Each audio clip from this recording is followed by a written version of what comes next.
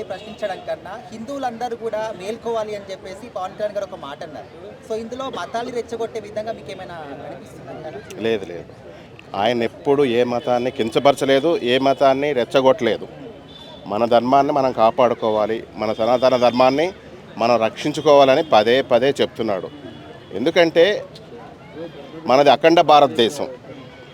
అఖండ భారతదేశం అంటే ఇవాళ బంగ్లాదేశ్, పాకిస్తాన్, ఆఫ్ఘనిస్తాన్, శ్రీలంక, బర్మా ఇవన్నీ మన భారతదేశాలే ముక్కల చెక్కలైపోయినాయి. ఎందుకు?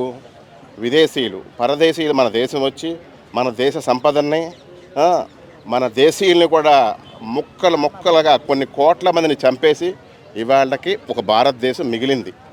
అర్థమైందా? ఇంకా మనోళ్ళు మేల్కోట్ల, ఇంకా మనోళ్ళు తెలుసుకోవట్ల. ఎందుకంటే ఆల్రెడీ ఇప్పుడు దేవాలయాలు కూలుస్తున్నారు. అర్థమైందా? హిందువులనే చంపుతున్నారు, హిందువులనే టార్గెట్ చేస్తున్నారు.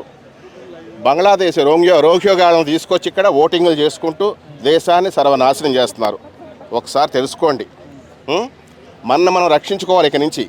ఎందుకంటే ఆల్రెడీ దగ్గర పడింది మనకు టైం. మీ మీడియా కూడా చెప్తున్నాను, ఆల్రెడీ మన దేశంలో హింసలు, ఘోరాలు బాగా ఇతర మతస్థులు చేస్తున్నారు. అర్థమైందా? పవన్ కళ్యాణ్ గారి సిద్ధాంతం కూడా నాకు నచ్చిన సిద్ధాంతం. ఎందుకంటే నేను అన్ని మతాలను ప్రేమిస్తా. ఒక తలక నీళ్ళు పోసుకోవాలంటే యేసు, అల్లా, రామ, కృష్ణ అని అనుకునేవాడిని. ఇప్పుడు యేసు మానేసా, అల్లా మానేసా, సాయిబాబా మానేసా. ఎందుకంటే మన దేశం, మనం ఎవరు అసలు? ఇక్కడ ఎవరన్నా క్రైస్తవులు ఉండేవాళ్ళ ఇంతకుముందు ఇక్కడ ముస్లిమ్స్ ఉండేవారా మన దేశంలో? లేరు. ముస్లిమ్స్ అరబ్బికులకు భయపడి మన హిందువులే ముస్లిమ్స్గా మారారు. అదొకటి గుర్తుపెట్టుకున్నా. అలాగే వీళ్ళేంటంటే దశమ భాగాలకు అలవాటు చేసి హిందువులు క్రైస్తవులుగా మారారు. వీళ్ళు రోజు రోజుకి చర్చిలని అవని ఇవన్నీ కట్టుకుంటూ పోతున్నారు. వాటిని మీరు అందరూ కూడా ఖండించండి. ఇప్పుడు ఈ లడ్డూ విషయం మాట్లాడుతున్నారు మీరు.